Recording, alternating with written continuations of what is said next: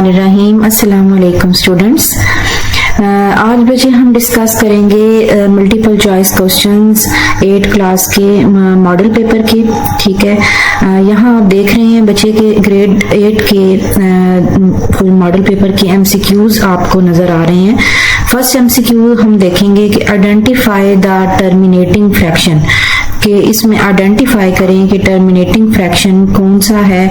तो बच्चे terminating fraction हमारे पास होता वो है जिसका डोमिनेटर सिंपलेस्ट फॉर्म में हो। ठीक है, 2 हो या 5 हो। ठीक है, तो इसमें डोमिनेटर हमारे पास यहाँ पे 4/5 है, तो 4/5 हमारा टर्मिनेटिंग फ्रैक्शन होगा। नेक्स्ट है बच्चे हमारे पास कि which of the following is an irrational number, कि इनमें से हमारा इररेशनल नंबर कौन सा है बच्चे। तो इसमें बी वाला ऑप्शन करेक्ट होगा, √2 ये वाला ऑप्शन हमारा करेक्ट होगा, √2 वाला। बेसिकली बच्चे √2 को हम सिंपल फ्रैक्शन में एक्सप्रेस नहीं कर सकते ना, कि इसकी जो डेसिमल फॉर्म है वो नॉन टर्मिनेटिंग है, यानी जब हम √2 को सॉल्व करते हैं तो वो एक बहुत ही लंबा आपके पास आंसर आएगा जो नॉन टर्मिनेटिंग होता है। ठीक है, that's why it is an irrational number. Next हमारे पास है बच्चे कि -4 की एब्सोल्यूट वैल्यू क्या होगी। तो बच्चे याद रखें कि एब्सोल्यूट वैल्यू हमेशा 0 से डिस्टेंस होता है और वो हमेशा पॉजिटिव होता है। ठीक है, तो एब्सोल्यूट वैल्यू अगर जिसकी भी फाइंड करनी है आपने, अगर वो माइनस में गिवन है तो आप उसको +4 निकाल दोगे क्योंकि वो पॉजिटिव होती है हमेशा। ठीक है, तो -4 की एब्सोल्यूट वैल्यू +4 होगी। अगर आपका बच्चे ऑलरेडी +4 है या प्लस में आपका कोई नंबर है तो उसकी एब्सोल्यूट वैल्यू भी प्लस में ही होगी, क्योंकि एब्सोल्यूट वैल्यू चाहे माइनस में हो या प्लस में, उसकी वैल्यू जो है हमेशा पॉजिटिव ही निकलती है। तो माइनस को आपने पॉजिटिव कर देना है, लेकिन पॉजिटिव वाले को आपने पॉजिटिव ही रखना है।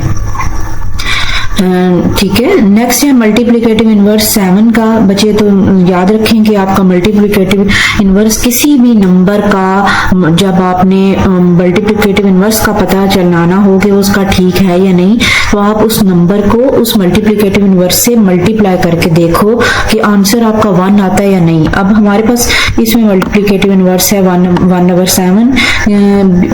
बेसिकली बच्चे 7 को जब आप 1/7 से मल्टीप्लाई करते हो तो 7 से कट जाता है, तो आपका मल्टीप्लिकेटिव इनवर्स 1 आ जाता है।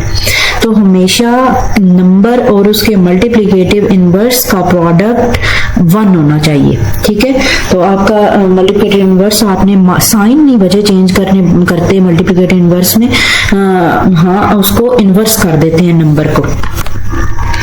ठीक है, नेक्स्ट है बच्चे कि राउंडिंग ऑफ 28.4675 को 2 डेसिमल प्लेसेस में हमने राउंड ऑफ करना है। बच्चे तो राउंड ऑफ जब आप करोगे 28.4675 को, तो आपने 2 डेसिमल प्लेसेस तक राउंड ऑफ करना है। ठीक है, तो बच्चे जो 3rd डेसिमल डिजिट आप देख रहे हो इसमें 7 है। ठीक है, तो 7 आप जब देखोगे कि 3rd डेसिमल डिजिट आपका 7 है जो 5 से ग्रेटर है, देन आप उसको 2nd डिजिट को 1 उसमें राउंड ऑफ कर दोगे। ठीक है, जैसे 28.46 है तो 28.47 कर दोगे, क्योंकि अगला नंबर जो है वो 5 से बड़ा है। ठीक है, तो पीछे एक नंबर राउंड अप हो जाएगा, तो इसलिए आपका आंसर बी वाला करेक्ट होगा 28.47। ठीक है, नेक्स्ट आपका है बच्चे कि by rounding -32.435 up to 1 decimal place. ठीक है, इसको 1 डेसिमल प्लेस तक राउंड ऑफ करना है। तो आप देख रहे हो कि इसका जो 4th वाला डिजिट है वो 3 है, यानी 5 से छोटा है वो। तो 2nd डेसिमल डिजिट जो है वो <5 होने की वजह से, 5 से छोटा होने की वजह से हम जो डेसिमल के बाद 1st डिजिट है उसको एज इट इज ही रखते हैं। ठीक है, डेसिमल यानी पॉइंट के बाद जो 1st डिजिट होगा उसको उसी तरह ही रखेंगे, क्योंकि 2nd डिजिट 5 से लेस है। देन इसका आंसर हमारा आ जाएगा ए वाला -32.4।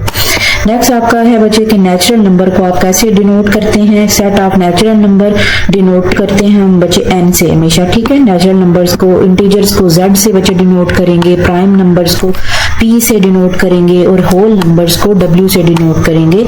ये आप रिमेंबर रखिएगा, ठीक है। ठीक है, MCQs बचे आपके 40 हैं। ये आप कोशिश करें कि आपके 40 MCQs राइट हों ताकि 40 मार्क्स आपके यहाँ से आ सकें। नेक्स्ट है बच्चे कि set of first 4 prime numbers, first 4 prime number का सेट जो है हमारे पास 2 से स्टार्ट होते हैं, तो हमारा बी ऑप्शन करेक्ट होगा। 2, 3, 5 एंड 7 ये हमारे फर्स्ट प्राइम नंबर्स हैं। देन बचे है 9 वाला कि a is equal to W comma X, यानी ये सेट है, तो P ऑफ A क्या होगा, तो इसका बचे ऑप्शन है ए वाला करेक्ट होगा कि पहले आपका 5 सेट आएगा, देन W, देन X और then W comma X set आ जाएगा, तो ये हमारे 4 सबसेट्स बन जाएंगे। ये इसका ए वाला ऑप्शन करेक्ट होगा, ठीक है। नेक्स्ट बचे according to De Morgan laws A union B का अगर होल कॉम्प्लीमेंट लें तो वो दोनों के कॉम्प्लीमेंट को सेपरेट करके इंटरसेक्शन लेने के बराबर होता है। तो इसका सी वाला ऑप्शन होगा कि जब भी हम सेट यूनियन लें, यानी कॉम्प्लीमेंट लें, यूनियन लेने के बाद A union B whole complement हो तो वो इंटरसेक्शन ऑफ कॉम्प्लीमेंट्स के बराबर होता है, ठीक है। तो इसका ऑप्शन सी वाला करेक्ट होगा, A complement intersection B complement. Next आपका बचे 11 वाला MCQ है कि ए सेट दिया हुआ है, हमें बी सेट दिया हुआ है, आपने ए यूनियन बी निकालना है। तो ए यूनियन आपको पता है बचे कि दोनों सेट्स के हम एलिमेंट्स को इकट्ठा कर देते हैं और छोटे से लेकर छोटे से बड़े तक लिखते हैं, और जो 2 दफा होता है उसे एक ही दफा लिखना होगा। 1, 2, 3, 4, 5, 2, 4, 6 एंड 7, ठीक है। बी सेट दिया हुआ है 2, 4, 6, 7 और ए हमारा था 1, 2, 3, 4 एंड 5, तो हम इन दोनों को इकट्ठा करके लिखेंगे, ठीक है।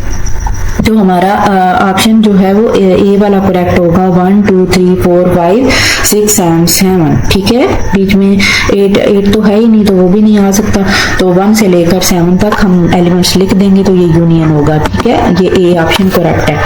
देन है बच्चे number of subsets of set A is equal to 1 and 2। अब बच्चे देखें एलिमेंट्स आप देखोगे सेट में कितने हैं, कामा से यानी 1 और 2 2 एलिमेंट्स हैं, तो आप 2 की पावर n का फार्मूला लगाओगे, n की जगह जितने एलिमेंट्स होते हैं वो पुट करोगे, तो इसमें 2 एलिमेंट्स हैं, तो आप 2 की पावर 2 लिखोगे तो 4 आएगा आंसर, तो इसलिए सबसेट इसके बनेंगे 4, ठीक है बच्चे।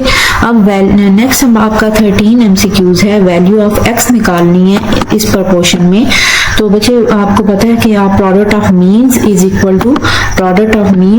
टू प्रोडक्ट ऑफ एक्सट्रीम्स करते हो, ठीक है। तो हमने क्या करना है, product of means is equal to product of extremes, और x square is equal to 12 multiply by 3 36 हो जाएगा।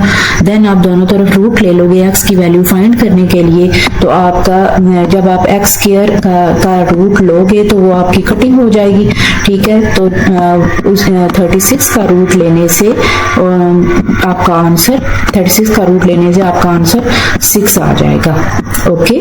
तो इसके लिए इसलिए आपका ऑप्शन बी करेक्ट होगा, ठीक है बच्चे। नेक्स्ट आपका 14 MCQs है कि if cost of 10 pencils is ₹100 then the cost of 15 such pencils will B.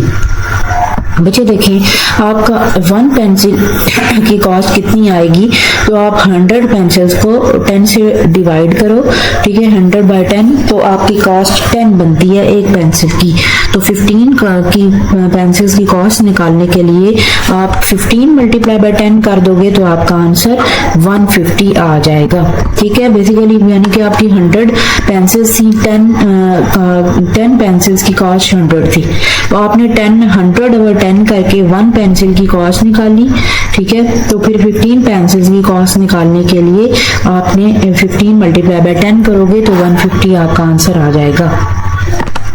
Next बचे प्रोपोर्शन में फोर्थ प्रोपोर्शनल आपने बताना है, तो इसमें ये फर्स्ट प्रोपोर्शनल है, ये सेकंड है, ये थर्ड और ये फोर्थ प्रोपोर्शनल है, तो इसलिए आपका आंसर x होगा, ठीक है बच्चे। नेक्स्ट है price of toy is ₹100 if it is sold for ₹90 then the discount percentage will B.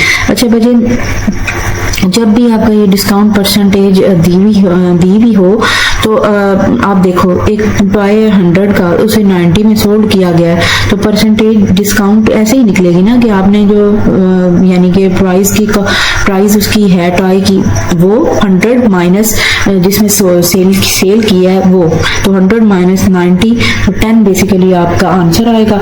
उसकी परसेंटेज आप जाहिर है निकालने के लिए 10 को 100 से डिवाइड करके मल्टीप्लाई भी 100 से करोगे, 100 से कट जाएगा तो 10% ही आपका आंसर आ जाएगा। ठीक है, तो बेसिकली 100 माइनस 90 तो 10, तो डिस्काउंट परसेंटेज ही आपको नजर आ रही है कि 10% बनती है। नेक्स्ट आपका एमसीक्यू है बच्चे के अली ने 50,000 में 500,000 में एक कार को बॉट किया और 5,60,000 में उसको सोल्ड किया, तो प्रॉफिट क्या होगा बच्चे? तो देखिए आपने प्रॉफिट निकालने के लिए selling price minus cost price करते हैं। ठीक है, प्रॉफिट का फार्मूला लगाना है आपने। ठीक है, प्रॉफिट का, ठीक है, तो बेसिकली प्रॉफिट का फार्मूला यही होता है selling price minus cost price. तो वो आपने सेलिंग प्राइस रखनी है 5,60,000 माइनस 5 लाख कर देना, तो आपका आंसर 60,000 आ जाएगा। ठीक है।